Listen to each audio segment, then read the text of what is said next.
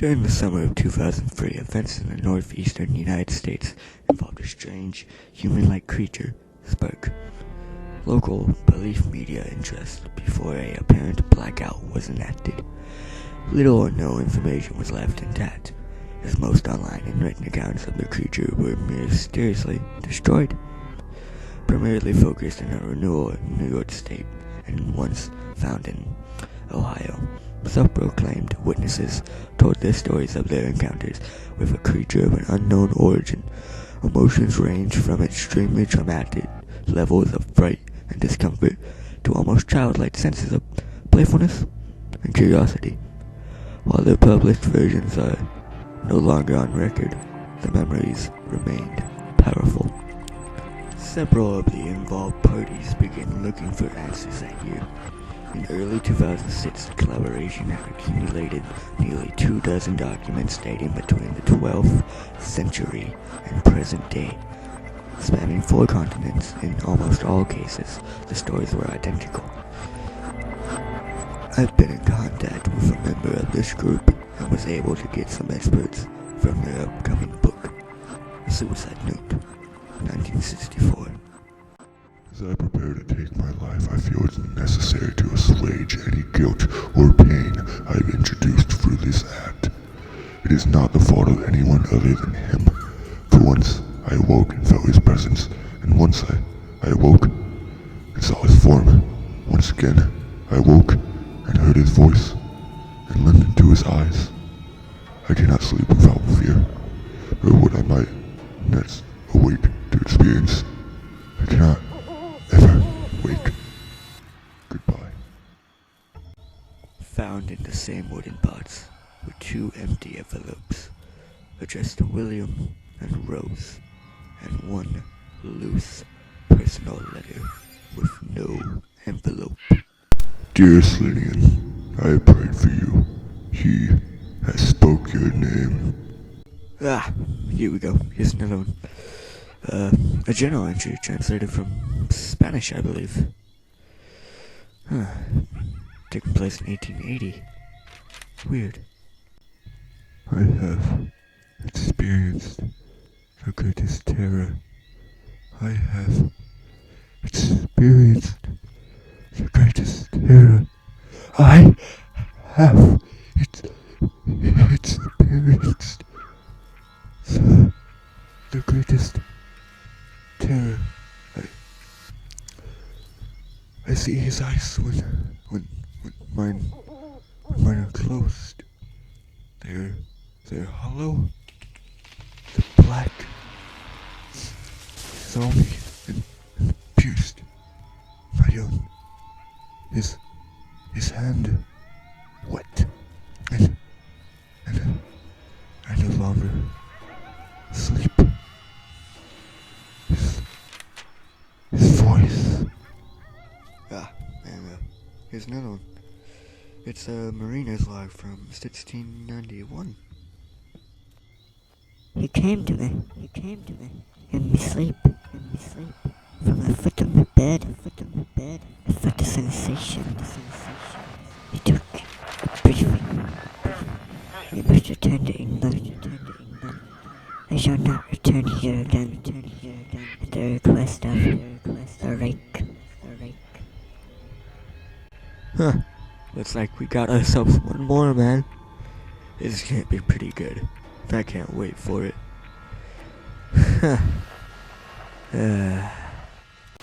3 years ago, my family and I returned from a trip from Niagara Falls at the 4th of July. We were all very exhausted after a long day of driving, so my wife and I put my kid to bed and called it a night.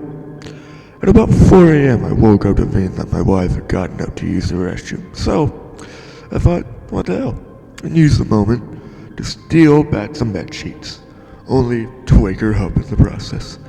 I apologized to her and thought I'd tell her why, so I told her that I thought she got out of bed. When she turned to face me, she gasped and pulled her feet up from the end of the bed so quickly, her knees almost knocked me out of the bed. She then grabbed me and said nothing. After adjusting to the dark for about a second, I was able to see what caused the strange reaction. At the foot of the bed, sitting and facing away from us, there was what appeared to be a naked man, or a strange hairless dog of some sort. Its body position was disturbing and unnatural, as if it had been hit by a car or something. For some reason, I was not instantly frightened by it, but more concerned about its condition.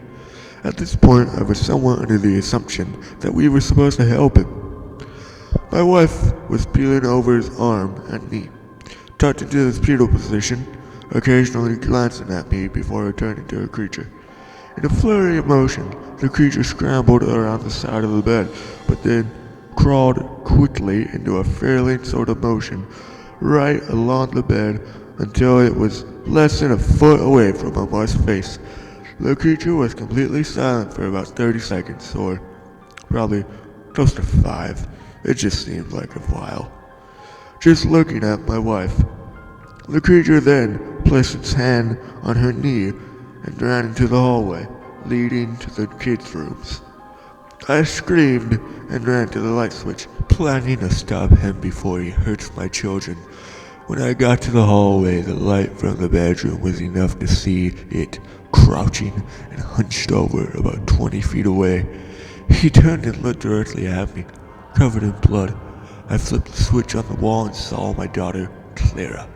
The creature ran downstairs while my wife and I rushed to help our daughter. She was badly injured and spoke only once in her short life. She said, "He is the Rake."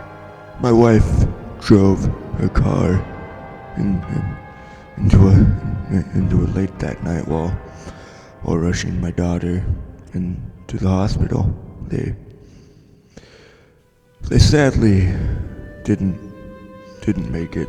For several months, my son Justin and I stayed in a hotel near my parents' house. After we decided to return home, I began looking for answers myself. I eventually located a man in the next town over who had a similar story. We got in contact and began chatting about our experiences. He knew of 2 people in New York City who had seen the same creature we now refer as the Rake. It took the 4 of us about 2 solid years of hunting on the internet and writing letters to come up with a small collection of what we believed to be the accounts of the Rake.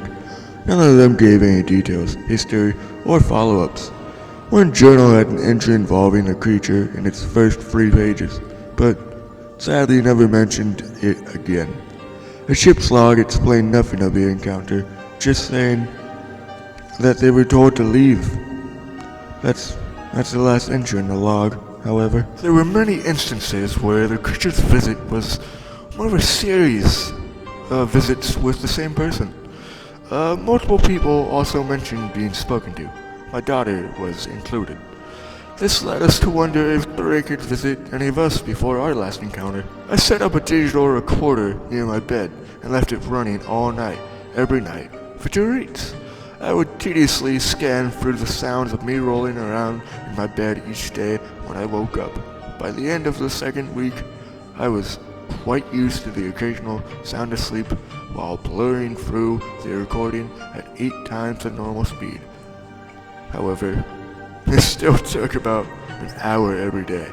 On the first day of the 3rd week, I thought I heard something different. What I found was a shrill voice. I knew it was the Rake. I can't listen to it long enough, though, to begin to even transcribe it. I haven't let anyone else listen to it either. All I know is that I've heard it before, and I now believe that it spoke to me when I was sitting in front of my wife. I don't remember hearing anything at the time, but for some reason, the voice on the recorder immediately brought me back to that moment. The thoughts that must have gone through my daughter's mind made me very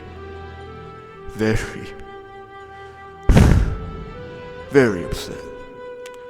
I have not seen the Rake since he ruined my life, but now that he has been in my room while I slept, I know and I fear that one night I'll wake up and see him staring right back at me.